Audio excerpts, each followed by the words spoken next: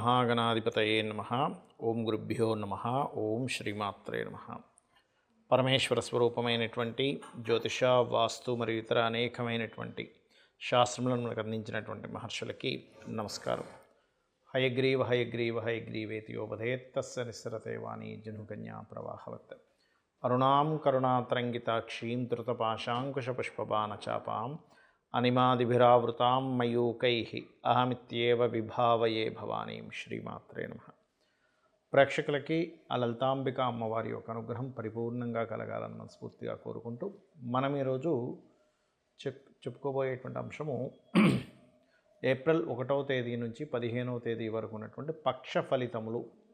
ఈ యొక్క ఫలితాలు ఏ రకంగా వాటి యొక్క గ్రహాలు పూర్తిగా మనకి ఈ యొక్క పక్షంలో 12వ స్థానం న్యాచురల్ 12th హౌస్ అయినటువంటి మీనరాశిలో రవి, బుధ, శుక్ర, రాహు, శని కలిసి ఉన్నారు. 14వ తేదీ నుంచి దాదాపుగా మనకి రవి మారిపోతాడు. ఇక మనం 1వ తేదీ నుంచి 15వ తేదీ వరకు చెప్పుకుంటున్నాం కాబట్టి ఇక గురువు వృషభంలోని, కుజుడు మిథున రాశిలోని, కేతువేమో కన్యా రాశిలో ఉన్నాడు. అయితే ఈ మిథున రాశిలో ఉన్నటువంటి కుజుడు 3వ తేదీ నుంచి కర్కాటకంలోకి మారుతున్నాడు. అదేవిధంగా మనకి వక్రగతిలో ఉన్నటువంటి శుక్రబుధులు 13కి శుక్రుడు వక్రగతి త్యాగము, 8వ తేదీకి బుధుడు వక్రత్యాగం జరుగుతుంది.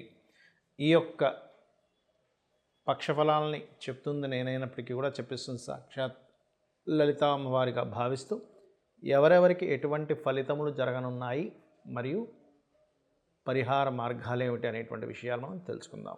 కుంభలగ్నము, కుంభరాశి. కుంభం వారికి కనుక చూసుకున్నట్లయితే ప్రత్యేకంగా ఇక్కడ 2వ స్థానంలో అధిక గ్రహాలు ఉన్నందుకు కాస్త ధన సంబంధించినటువంటి విషయాల్లో అనుకూలత అనేటువంటిది లభిస్తుంది. అంటే ధనపరంగా మీకు కలిగేటువంటి లాభాలు, ఫైనాన్షియల్గా కొంతవరకు ఇంప్రూవ్మెంట్స్ పెరగడము, కుటుంబ సభ్యుల్లో చిన్న చిన్న తారతమ్యాలు వచ్చినప్పటికీ కుటుంబ సభ్యుల ద్వారా కొంత సహకారం అందడం ఇటువంటివి గోచరిస్తున్నాయి. కాకపోతే 6వ స్థానంలో 3వ తేదీ నుంచి కుజుడు నీచ స్థానంలో ఉన్నందుకు ప్రత్యేకంగా మీరు ఇక్కడ ఉద్యోగము, రుణం ఇవ్వడము, కమ్యూనికేట్ చేసేటప్పుడు కొంత జాగ్రత్తగా ఉండాలి. అయితే ఈ యొక్క విషయాల్లో మరలా అంటే ఉద్యోగము, రుణ సంబంధించిన విషయాల్లో 1, 6, 7, 13, 14, 15వ తేదీ మధ్యాహ్నం ఈ రోజుల్లో మళ్ళీ బాగుంటుంది. ఎందుకంటే అక్కడ కుజుడికి 6వ స్థానంలో ఉండే కుజుడికి నీచభంగ రాజ్యోగం కలుగుతుంది, గోచారంలో నీచభంగ రాజ్యోగం. అలాగే కాస్త 2, 11, 2, 4 గ్రహాల యొక్క స్థితి 2, 4 కాంబినేషన్ ఎప్పుడైతే ఉందో ఇది కొంచెం కుంభం వారికి గమనించుకున్నట్లయితే భూమి మూలంగా లేనట్లయితే రియల్ ఎస్టేట్ కన్సల్టెన్సీ సెంటర్స్ ఉంటాయి, అటువంటి వారికి ఈ యొక్క కాంబినేషన్ అనేటువంటిది యోగిస్తుంది. అలాగే కాస్త వివాహ నిర్ణయాలకు సంబంధించినటువంటి అంశాల్లో కూడా 2వ వారం నుంచి అనుకూలత అనేటువంటిది ఎక్కువగా ఉంటుంది, మొదటి వారం కాకుండా వివాహ విషయాల్లో. అలాగే విదేశీ సంబంధాలు కూడా కుదురుతాయి, ధనపరంగా అభివృద్ధి అనేటువంటిది ఉంటుంది. కాకపోతే మీరు ఎక్కువగా నవగ్రహాలలో కుజ, కేతువు, రాహువు ఈ 3 గ్రహాల దగ్గర దీపారాధన చేయండి. గోవులకి అందులో ముఖ్యంగా వీలైతే ఎర్ర గోవుకి లేనట్లయితే దేశీవాళి గోవుకి పెట్టొచ్చు, అందులో ఎటువంటి సందేహం లేదు. ఎర్ర గోవు దొరకాలంటూ లేదు. వాటికి కాస్త మీరు క్యారెట్స్, బీట్రూట్స్ లాంటివి లేనట్లయితే గ్రాసము ఇటువంటివి తినిపించండి. మరియు మీరు ఎక్కువగా విష్ణువుని ఓం నమో నారాయణాయ అనే నామస్మరణ చేయండి, అన్ని విధాలా బాగుంటుంది. కుజుడు కూడా మీకు పంచమ నుంచి పక్కకు తప్పుకుంటున్నాడు, 6లోకి వెళ్తున్నాడు కాబట్టి కాస్త సంతాన సంబంధించిన విషయంలో ఉండేటువంటి స్ట్రెస్ చాలా మటుకు మీకు తగ్గుతుంది. చాలామంది ఏంటంటే మనకి షష్టగ్రహ కూటమి వచ్చేస్తుంది, ఏదో అయిపోతుంది అనుకుంటున్నారు. కరోనా లాంటి భయంకరమైన వచ్చేసి మళ్ళీ లాక్డౌన్ అయిపోతుందండి, ఏదో అయిపోద్దండి, అమ్మో బిజినెస్లు ఎలాగా అది ఇది అనుకుంటున్నారు. కానీ అంత లాక్డౌన్ లాంటి పరిస్థితులు అయితే రావు, గుర్తుపెట్టుకోండి. మరి ఏమిటండి మరి షష్టగ్రహ కూటమి, షడ్గ్రహ కూటమి అంటుంటారు. షష్టగ్రహ కూటమి 2 రకాలుగా వాడుతుంటారులేండి.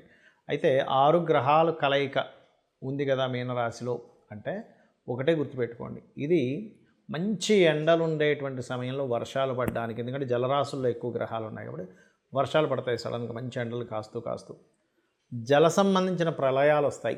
మనకు ముండేన ఆస్ట్రాలజీ పరంగా చూసుకుంటే జలం అంటే ఎక్కడ మన ఇండియా కాదు, నార్త్ ఈస్ట్ కంట్రీస్ సైడ్ మనకి ఏదైతే మ్యాప్లో చూసుకుంటే ఉత్తరము, ఉత్తర ఈశాన్య కంట్రీల వైపు, దాదాపుగా మనకి అమెరికన్ కంట్రీస్లో ఉండే నార్థన్ కంట్రీస్ కావచ్చు, కొన్ని కంట్రీస్ ఉంటాయి, ఆ కంట్రీస్లో ఎక్కువగా జరుగుతుంది. అలాగే మరొక విషయం ఏంటంటే జలంలో ఇప్పుడు నేవీ పర్సన్స్ ఉంటారు, నేవీలో ఉండేటువంటి వారికి కుజుడు నీచం పడుతున్నాడు కాబట్టి అక్కడ ఉండేటువంటి రక్షణ దళాల్లో ఉండేటువంటి వారికి ఇబ్బందిని ఇస్తుంది, గుర్తుపెట్టుకోండి. అలాగే సహజంగా కూడా ఇప్పుడు చూడండి, కొంతమంది యువకులు జల సంబంధించిన వాటి జోలికి అక్కడికి వెళ్ళి అక్కడ కొంత ఆహ్లాదకరమైనటువంటి ప్రదేశాలు ఉన్నాయి కదా అని వెళ్తున్నప్పుడు ఒక్కోసారి సడన్గా వాటర్ వదలడం ఇట్లాంటివి జరిగి జల ప్రమాదాలు, జల ప్రళయాలు అటువంటి విషయాల్లో చాలా జాగ్రత్తగా ఉండాలి ముఖ్యంగా. అదేవిధంగా మరొక విషయం ఏంటంటే ఇక్కడ గమనించినట్లయితే ఈ గ్రహకూటమి షేర్ మార్కెట్ నేను ఆల్రెడీ ఫిబ్రవరి నుంచి చెప్తూ వస్తున్నా. ఏమండి మార్చ్ వస్తుంది, మార్చిలో ఆల్రెడీ మనకి బుధుడు నీచబడి మీనంలో తిరుగుతున్నాడు, షేర్ మార్కెట్ భయంకరమైన ఫ్లక్చువేషన్కి గురవుతుంది, విదేశాల్లో అది కూడా ప్రత్యేకంగా, ఎందుకంటే రాహుతో కలిసి ఉన్నటువంటి నీచబడ్డ బుధుడు అనేటువంటిది. మీకు అటువంటి సిచ్యువేషన్స్ ఆల్రెడీ మార్చిలో చూసుంటారు.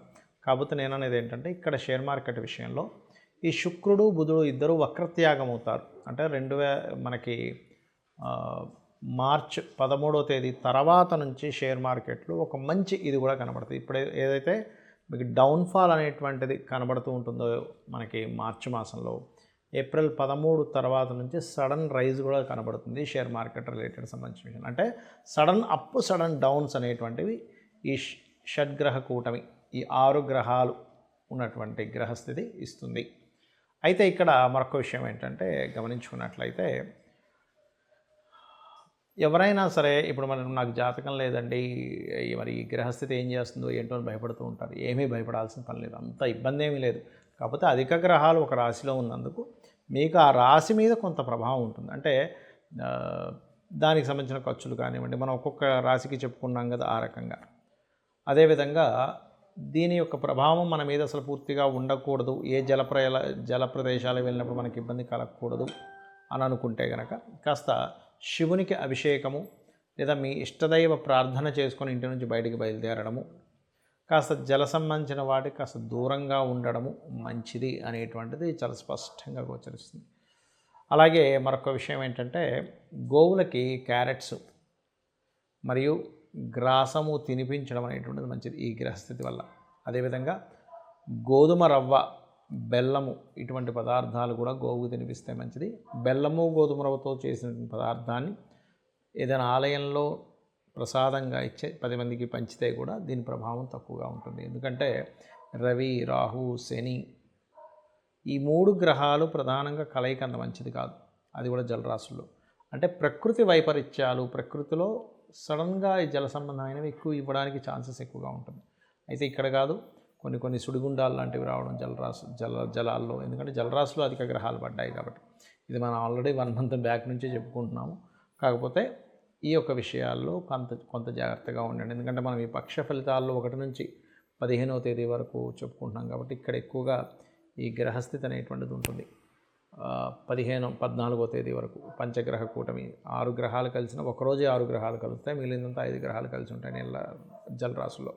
కాబట్టి అందరూ కూడా లలితా సహస్రనామాల యొక్క శ్రవణము లేదా పఠనం చేసుకోవడం మంచిది.